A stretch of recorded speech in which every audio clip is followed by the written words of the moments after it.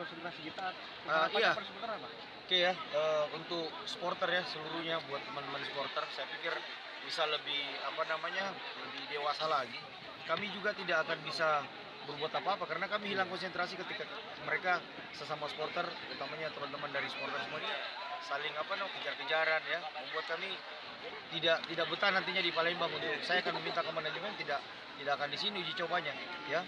Kami akan lebih main di luar lebih bagus daripada kalian datang di sini tidak mendukung, tapi sesama teman-teman supporter masyarakat di sini saling kejar-kejar mengejar, itu terganggu konsentrasi kami ya. Ada harapannya depan Sriwijaya Mania.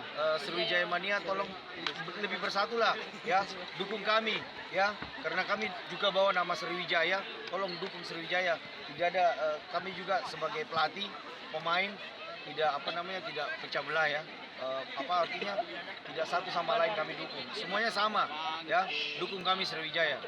Dari hasil ini